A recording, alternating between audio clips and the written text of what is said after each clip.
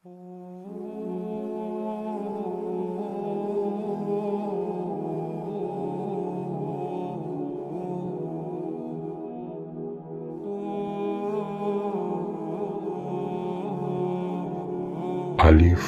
Lam Mim. Ito ang aklat, ang Quran, walang palinlangan. Dito ay matatagpuan ang patnubay para sa mga natatakot sa Allah.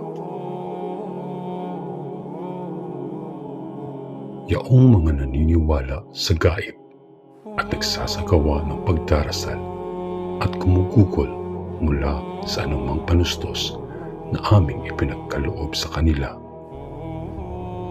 At yaong mga naniniwala sa anumang ipinahayag o ipinapa sa iyo, O Muhammad, at sa anumang ipinahayag sa mga sugong nauna sa iyo at sa kapilang buhay, sila ay naniniwala ng may katiyakan sa kanilang puso.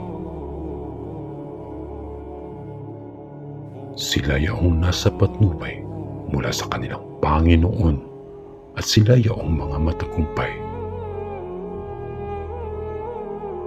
Katotohanan yaong mga di naniniwala, ito ay walang kaibahan sa kanila kahit sila ay iyong paalalahanan o hindi paalalahanan. Sila ay hindi maniniwala sa kaisahan ng Allah at sa kanyang sugo. Ang Allah ay naglapat ng takip sa kanilang mga puso at sa kanilang mga pandinig at sa kanilang mga paningin ay may isang kubli at para sa kanila ay isang malaking parusa. At mula sa sangkatauhan ay may mga mapagkunwaring nagsasabi, kami ay naniniwala sa Allah at sa huling araw, ngunit sila ay hindi tunay na naniniwala. Kanilang inaakala na kanilang malilinlang ang Allah at yaong mga naniniwala, subalit wala silang malilinlang maliban ang kanilang mga sarili at ito ay hindi nila namamalayan.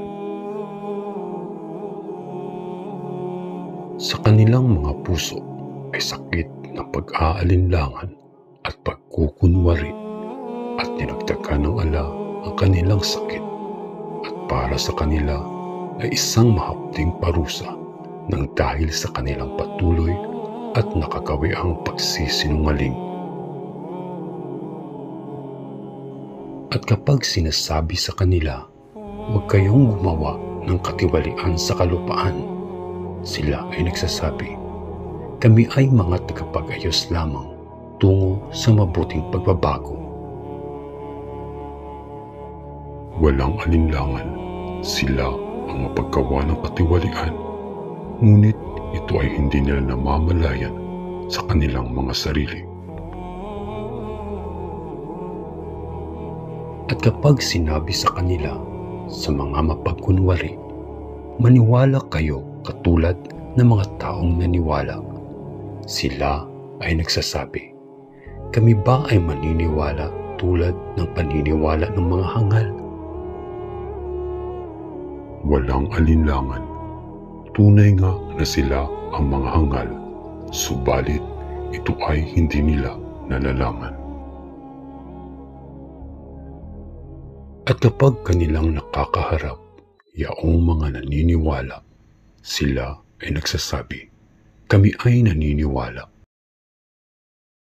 Subalit, kapag sila ay nag-iisang kaharap ng kanilang mga kasamahang demonyo, sila ay nagsasabi, katotohanan kami ay sa inyo, kami ay nangungutya lamang sa kanila. Ang Allah ay mangungutya sa kanila at sila ay pinatatagal sa kanilang mga pagsuway upang sila ay magsilaboy ng waribang mga bulag.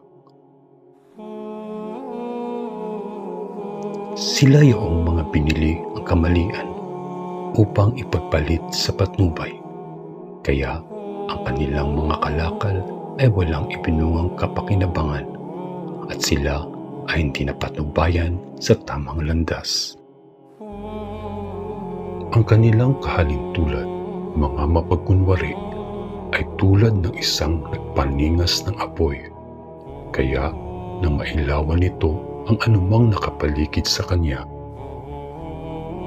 Binawi ng ala ang kanilang liwanag at sila ay naiwan sa gitna ng kadiliman, kaya sila ay hindi makakita. Sila ay bingi, pipi at bulag, kaya sila ay hindi makababalik sa tamang landas. O ang kanilang kahalintulad ay tila isang unos mula sa kalangitan, dala nito ay kadiliman, kulog at kidlat. Ang kanilang mga daliri ay diniriin sa kanilang mga tenga, laban sa dagundong ng kulog, sanhi ng sindak sa kamatayan. Subalit, nasasaklawan ng kaalaman ng ala ang mga di naniniwala. Halos agawin ng kidlat ang kanilang mga paningin. Sa bawat sandali na ito, ang daan ay magliwanag para sa kanila. Sila ay nagsisalakad doon. Ngunit kapag ang kadiliman ay bumalot sa kanila, sila ay tulalang nakatayo. At kung ninais lamang ng ala, kanyang magkagawang bawiin ang kanilang mga pandinig at ang kanilang mga paningin. Katotohanan, ang ala ay may ganap na kakayahan sa lahat ng bagay.